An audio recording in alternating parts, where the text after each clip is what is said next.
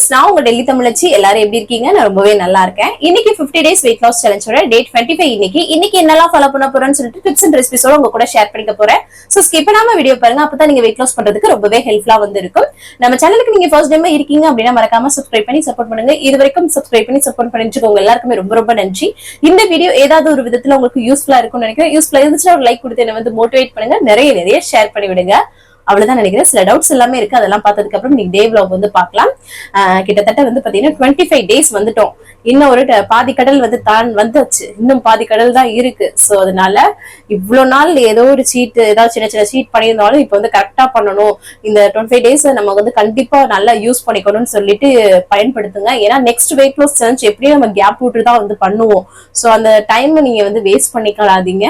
So எப்படின்னா நீங்க தனியா வெயிட் லாஸ் பண்ணணும்னு நினைச்சீங்கன்னா அது ஒரு மாதிரி போரா இருக்கிற மாதிரி இருக்கும். இதுவே ஒருத்தர் கூட இந்த மாதிரி சேலஞ்ச் பண்ணும்போது உங்களுக்கு ஒரு மோட்டிவேஷனா இருக்கும். சோ அதனால இந்த டைம் மிஸ் பண்ணிடாதீங்க. இந்த 25 days இனி வந்து கன்சிஸ்டன்டா கரெக்டா ஃபாலோ பண்ணணும்னு சொல்லிட்டு ஒரு கோல் வச்சுக்கோங்க. சரிங்களா? வாங்க வேற டவுட்ஸ் எல்லாம் பாத்துக்கலாம்.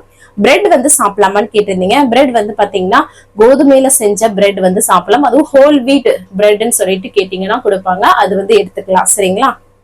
அதுக்கப்புறம் குச்சிக்கிழங்கு சாப்பிடலாமா? குச்சிக்கிழங்குனா வந்து பாத்தீங்கன்னா பழங்கிழங்கு தான் சொல்றீங்கன்னு நினைக்கிறேன். சாப்பிடலாம். 1-2 அதுவும் ஸ்நாக்ஸ் டைப்ல வந்து எடுத்துக்கோங்க. சரிங்களா? அதுக்கு மேல எடுத்துக்க வேண்டாம். மாங்காய் சாப்பிடலாமா அப்படின்னு சொல்லி கேட்டிருந்தீங்க. மாங்காய் இதுதான் சீசன், சாப்பிடலாம். அதுவுமே ஸ்நாக்ஸ் டைப்ல. இப்ப பெரிய காய் எடுத்துக்கிட்டீங்கன்னா ஒரு அரைக்காய் அந்த மாதிரி வந்து எடுத்துக்கோங்க. அதுவும் ஸ்நாக்ஸ் டைப்ல எடுத்துக்கோங்க. பீரியட்ஸ் ப்ராப்ளம் வந்து இல்லாம போச்சு. இப்ப வந்து பாத்தீங்கன்னா நேத்து ஒரு சிஸ்டர் கேட்டிருந்தாங்க, எனக்கு வந்து irregular பீரியட்ஸ் இருக்கு, பிசிஓடி இந்த மாதிரி எல்லாம் இருக்கு அப்படின்னு சொல்லியிருந்தாங்க. அதுக்கு வந்து ஒரு சிஸ்டர் 2 பேர் சொல்லியிருந்தாங்க இன்னைக்கு கமெண்ட்ல. எனக்கு வந்து பாத்தீங்கன்னா ஒரு எப்படின்னா அந்த பீரியட்ஸ் வரணும்னா எனக்கு டேப்லெட் போட்டாதான் வந்து பீரியட்ஸே வந்து வரும். ஆனா இப்ப வந்து பாத்தீங்கன்னா எனக்கு கரெக்டான டேட்ல வந்து பீரியட்ஸ் வந்துட்டு இருக்கு அப்படின்னு சொல்லியிருந்தாங்க. அதே மாதிரி ஷாம்லா சிஸ்டர் இன்னொரு சிஸ்டருமே சொல்லியிருந்தாங்க. அவங்க எல்லாம் சின்ன பிள்ளைல இருந்தே வந்து பாத்தீங்கன்னா இந்த மாதிரி பீரியட்ஸ் வந்து அந்த ஏஜ் பண்ண டைம்ல இருந்தே அவங்களுக்கு வந்து கரெக்டாவே வராதான். ஆனா இப்ப இவங்க 2 பேருக்குமே வந்து பாத்தீங்கன்னா இப்ப குழந்தை இல்லாம இருக்காங்க. சோ அவங்க வந்து சொன்னாங்க இந்த மாதிரி எனக்கு வந்து இப்ப எனக்கு கரெக்ட் டைம்ல வந்து பீரியட்ஸ் வந்து கரெக்டான டேட்ல வருது. இந்த வெயிட் லாஸ் சேலஞ்ச் ஹெல்தியா சாப்பிட்ட ஆரம்பிச்சு வெயிட் லாஸ் பண்ணதுல இருந்து அப்படின்னு சொல்லிட்டு 2 பேருமே சொல்லியிருந்தாங்க. சோ அதுக்கப்புறம் என்ன சொல்லியிருந்தாங்கன்னா குட் நியூஸ் வந்து சீக்கிரமா சொல்லுவேன் அப்படின்னு சொல்லியிருந்தாங்க. சோ அது கேட்கும்போது ரொம்ப சந்தோஷமா இருந்ததுங்க. சோ கண்டிப்பா உங்களோட வாழ்க்கையில் 2 பேருமே எங்க கிட்ட வந்து கமெண்ட்ல சொல்லுவீங்க. அதை இதே வீடியோல நான் வந்து சொல்லுவேன். சோ கூடிய சீக்கிரம் அது வந்து நடக்கும். எப்பவுமே ஒரு விஷயம் வந்து பாத்தீங்கன்னா ஏதோ டாக்டர் எல்லாமே சொல்றது வெயிட் லாஸ் பண்ணுங்க அப்படின்னு தான் சொல்லுவாங்க. சோ அப்போ நம்ம வந்து அதை அசால்ட்டா விட்டுறக்கூடாது. நிறைய பேர்ல வந்து பாத்தீங்கன்னா அந்த மாத்திரை மருந்து சாப்பிட்டுட்டே டைம் வேஸ்ட் பண்றாங்க. நம்ம ஹெல்தியான ஒரு விஷயத்துல நம்ம கிட்ட இருந்து என்ன மாற்றத்தை கொண்டு வர முடியும்னு சொல்லிட்டு ஒரு விஷயம் பண்ணும்போதுதான் அதற்கான முழுமையான ஒரு விஷயம் கிடைக்கும். சோ 2 பேருமே பாருங்களேன் கூடிய சீக்கிரம் சொல்வீங்க. சோ நிறைய சிஸ்டர் கேட்டுட்டே இருக்கீங்க இல்லையா? சோ இந்த பிரச்சனை பிசிஓஸ், தைராய்டு, irregular பீரியட்ஸ் எல்லாமே சரியாயிடுங்க. இந்த ஹெல்தியான ஒரு விஷயத்துல பேலன்ஸ்டு டயட் வந்து பண்ணிட்டு இருக்கோம். சரிங்களா? சோ அதனால எல்லாருமே கவலைப்படாதீங்க. இந்த 2 சிஸ்டரும் நேத்து கமெண்ட் பண்ணிருக்காங்க. வீடியோல வேணா போய் பாருங்க. சோ அது ரொம்ப சந்தோஷமா இருந்தது அது அவங்க சொன்னது. சோ அவங்க கண்டிப்பா சொல்லுவாங்க. இன்னும் பாசிட்டிவான விஷயம் அடுத்தடுத்து அவங்களுக்கு நடந்துட்டே இருக்கும்.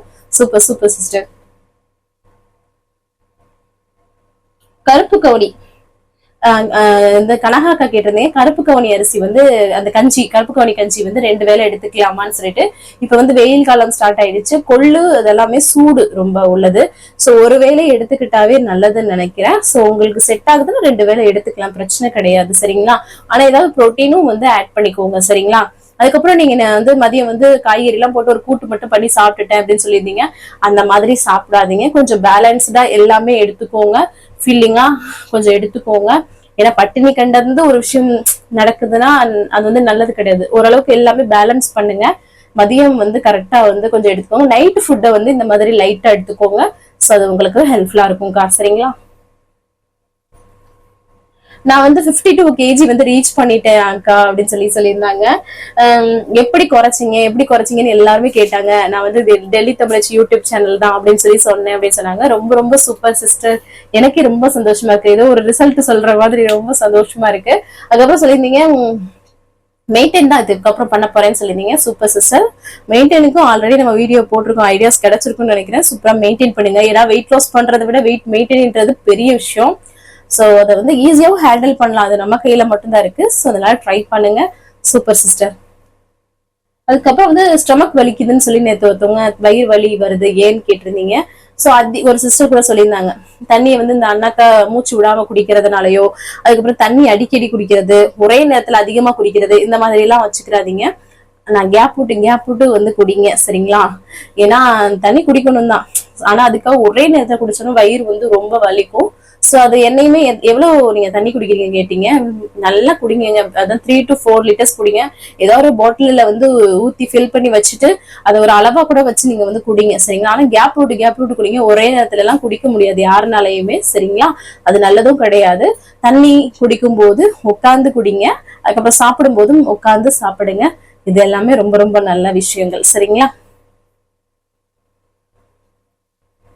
உங்க பேச்சுல ஏதோ ஒரு பவர் இருக்குக்கா அப்படி சொல்லியிருந்தீங்க. ரொம்ப ரொம்ப நன்றி. ஏதோ ஒரு எல்லாரோட லைஃப்ல ஏதோ ஒரு சேஞ்ச் கொடுக்குது அப்படின்னு போது இந்த பேச்சை நம்ம வந்து கண்டினியூ பண்ணலாம் இல்லையா? உண்மையாவே கேட்கும் போது ரொம்ப சந்தோஷமா இருக்கு. உங்களை மோட்டிவேட் பண்ண நான் எப்பவுமே இருப்பேன். ஸோ அதனால நீங்க வந்து கவலைப்படாதீங்க. ஒரு விஷயம் வந்து வெயிட் லாஸ் வந்து பெரிய விஷயம்லாம் எடுத்துக்கவே எடுத்துக்கீங்க, ஈஸியா பண்ணிடலாம், சரிங்களா? ஸோ அதுக்கு நம்ம மனசு மொத்தம் அதுக்கு ஏத்தாப்புல மைண்ட் செட் பண்ணிட்டோம்னா போதும், அவ்வளவுதான், சூப்பரா பண்ணிடலாம். அதுக்கப்புறம் வெயிட் லாஸ் இவ்வளவுதானா அப்படின்னு நீங்களே சொல்லுவீங்க, சரிங்களா? ரொம்ப ஸ்லோவா எனக்கு வந்து வெயிட் லாஸ் ஆகுது அப்படின்னு சொல்லி ஒரு ஏன்னா ஒரு 3 டேஸ்க்கு ஒருக்கா எனக்கு வந்து 100 கிராம் அந்த மாதிரிதான் கம்மியாகுது அப்படின்னு சொல்லியிருந்தீங்க. நான் எப்பவுமே சொல்றதா, என்னன்னா நைட்டு டின்னர் வந்து கொஞ்சம் லைட்டா எடுக்க பாருங்க. அதுவும் 6:30 to 7 எடுக்கிற பாருங்க. அதுக்கப்புறம் கரெக்டா புரோட்டீன் ஃபைபர் எடுத்துக்கிறீங்களான்னு பாருங்க, நல்லா தண்ணி குடிக்கிறீங்களான்னு பாருங்க, சரியா தூங்குறீங்களான்னு பாருங்க, ஸ்ட்ரெஸ் எடுத்துக்காம இருக்கீங்களான்னு பாருங்க. ஸோ இந்த மாதிரி நிறைய விஷயங்கள் பொறுத்தது தாங்க வெயிட் லாஸ்ன்றது. ஸோ அதெல்லாம் கரெக்டா ஃபாலோ பண்ணுங்க. ஏதாவது ஒரு சின்ன தப்பு பண்றீங்களான்னு சொல்லிட்டு நீங்களே உங்களை செக் பண்ணி பாருங்க, அதுல கண்டிப்பா வந்து கிடைக்கும், சரிங்களா?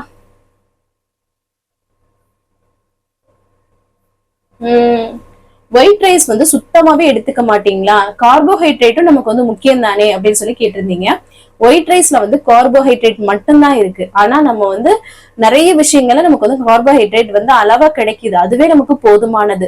இப்ப சப்பாத்தியில வந்து கார்போஹைட்ரேட்டும் இருக்கு, ஃபைபரும் இருக்கு. இப்ப ரவை எடுத்துக்கிறோம்னா அதுலயும் கார்போஹைட்ரேட் இருக்கு, ஃபைபர் இருக்கு. சோ இந்த மாதிரி காய்கறிகள்லயுமே கார்போ எல்லாம் இருக்குது. சோ அப்போ அதுல இருக்க விஷயங்கள், அந்த கொஞ்சம் கொஞ்சம் கிடைக்கிற கார்போஹைட்ரேட்டே நம்ம உடம்புக்கு ரொம்ப போதும். ஆனா முழுமையா அரிசியில, வெள்ளை அரிசியில முழுமையா கார்பு மட்டும்தான் இருக்கு. சோ அதனாலதான் அவாய்ட் பண்றோம், சரிங்களா?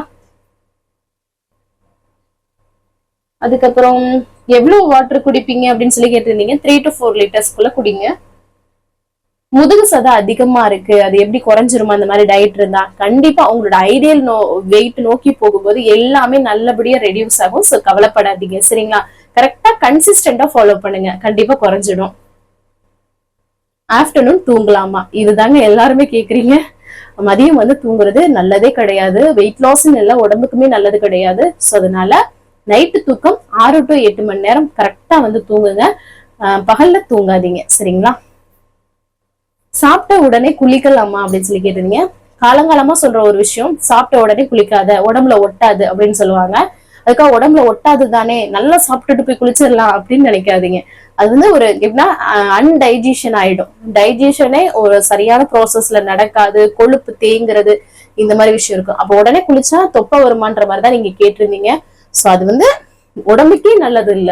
சோ அதனால எப்பவுமே சாப்பிட்டதுக்கு கொஞ்சம் 1 மணி நேரம் அந்த மாதிரி கேப் விட்டு குளிங்க, சரிங்களா?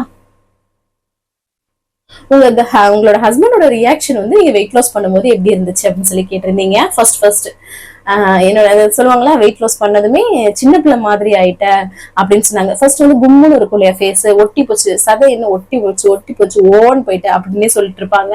சோ உனக்கு வந்து இந்த மாதிரி கண்ணு இருந்தா நல்லா இருக்கும்னு சொல்லிட்டு இருக்காங்க.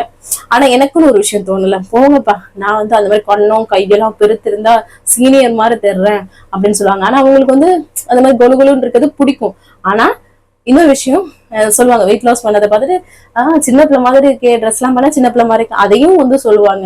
ஆனா ஒழுங்கா தின்னு, ஏன் இப்படி பண்ணிட்டு இருக்க, ரொம்ப வந்து கரெக்டா ஃபாலோ பண்ணிக்கிட்டே இருப்பேன் நான் சீட் பண்ணாம. ஸோ அப்ப சொல்லுவாங்க, ஸோ ஏதாவது வாங்கிட்டு வந்துட்டு இதை சாப்பிடு அப்படின்னு சொன்னாங்கன்னா நான் வந்து கரெக்டா ஃபாலோ பண்ணுவேன்னா. ஸோ அப்பெல்லாம் சொல்லுவாங்க, ஸோ போதும் இதுக்கு மேல ரொம்ப ஒட்டி போயிடாம அப்படிலாம் சொல்லுவாங்க. இப்படி ஓன் இருக்கு அப்படிலாம் சொல்லி நக்கல் பண்ணுவாங்க. ஆனா சொல்லுவாங்க சின்ன பிள்ளை மாதிரி ஆயிட்டேன் அப்படின்னு சொல்லிட்டு. உண்மையாவே ஒரு 5-6 கிலோ ஏறினாலே நான் வந்து சீனியர் மாதிரி தெரிவேன், ஒரு 5-6 வயசு அதிகம் மாதிரி தெரிவேன். ஸோ எல்லாருக்குமே அது வந்து இருக்கும்.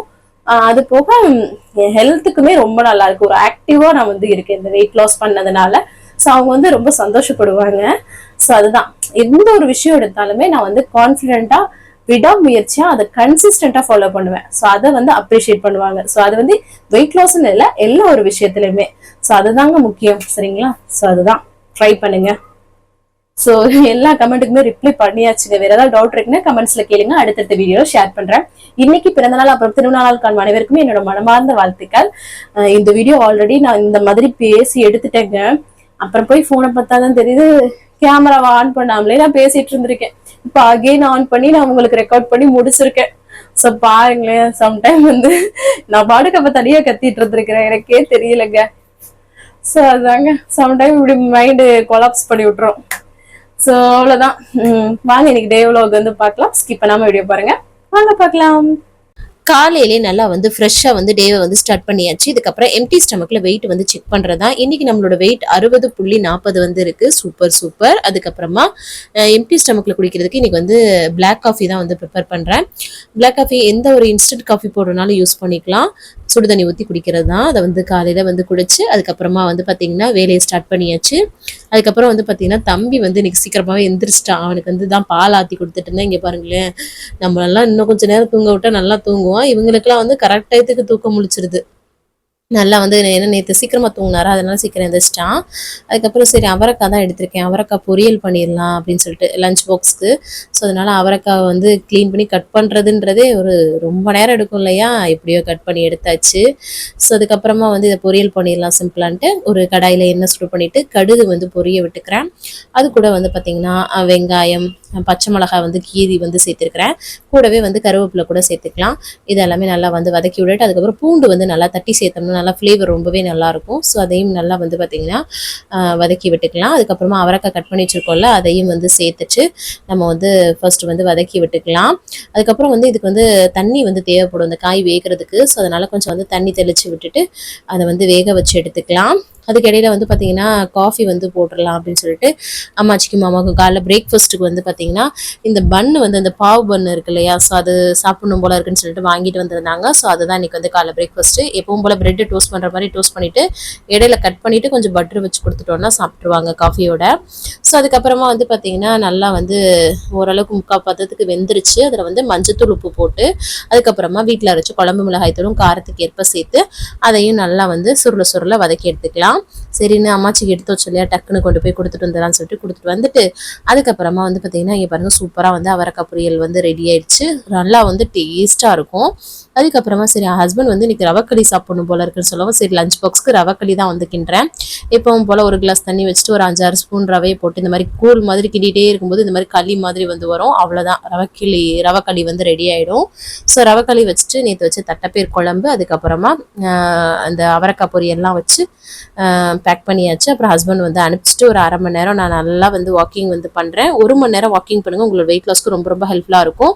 நான் 1/2 மணி நேரம் ஏன் பண்ணுறேன்னு பார்த்தீங்கன்னா நான் டெய்லியும் இந்த மாடியில் ஏறி இறங்குறது அதுவும் எக்ஸ்ட்ரா எனக்கு இருக்குது. ஸோ டைமும் இல்லை. ஸோ அதனால் அதுக்கப்புறமா வந்து பார்த்திங்கன்னா என்னோடய பிரேக்ஃபாஸ்ட் வந்து டைமு கருப்பு கவுனி கொள்ளு கஞ்சி தான் எடுத்துக்க போகிறேன். ஸோ அதில் வந்து நான் ஆல்ரெடி பவுட்ரு பண்ணி வச்சுக்கோல, ஒரு கிளாஸ் தண்ணி வச்சுட்டு அதில் 2 ஸ்பூன் ஒரு 3 ஸ்பூன் போட்டுட்டு உப்பு தேவையான அளவு போட்டு கிண்டிகிட்டே இருந்தோம்னா நல்லா பபிள்ஸ் வந்து வருங்க. ஸோ அந்த அளவுக்கு ஆஃப் பண்ணிவிட்டு ஊற்றிக்கலாம். நல்லா ஒரு பெரிய கப் அளவுக்கு வரும். அது கூட வந்து நம்ம அவரைக்காய் பொரியலை வச்சு இன்றைக்கி வந்து சூப்பராக காலை பிரேக்ஃபாஸ்ட் முடிச்சாச்சு. அதுக்கப்புறமா கையோட எல்லா பாத்திரத்தையும் வந்து கழுவி போட்டுட்டேன். அதுக்கப்புறம் குளிச்சு சூப்பராக ஃப்ரெஷ்ஷாக ஆயாச்சு. அடுத்தடுத்து நீ வந்து ரொட்டீன் வந்து ஸ்டார்ட் ஆகும் இல்லையா. ஸோ அதுக்கப்புறம் என்னென்னு பார்த்தீங்கன்னா அம்மாச்சிக்கு எப்பவும் போல் 11 மணி போல் காஃபி கொடுப்போம் இல்லையா, அதுவும் கொஞ்சம் வந்து மோரும் வந்து ஒரு பெரிய கப்பில் கலக்கி கொடுத்துட்டோம். கொஞ்சம் நேரத்துக்கு அப்புறம் வந்து இந்த வெயில் வந்துருச்சு இல்லையா, குடிச்சுப்பாங்கன்ட்டு 2யும் சேர்த்து கொண்டு போய் கொடுத்துட்டு வந்துட்டேன். அதுக்கப்புறம் துணி எல்லாமே நேற்று வந்து போடலை இல்லையா, ஸோ அதனால் வந்து ஒன்றா சேர்த்து மிஷினில் போட்டு விட்டு வந்துடலான்னு சொல்லிட்டு போட்டு விட்டுட்டு வந்துட்டு அதுக்கப்புறமா வந்து பார்த்திங்கன்னா மாதுளம்பழம் இருந்தது.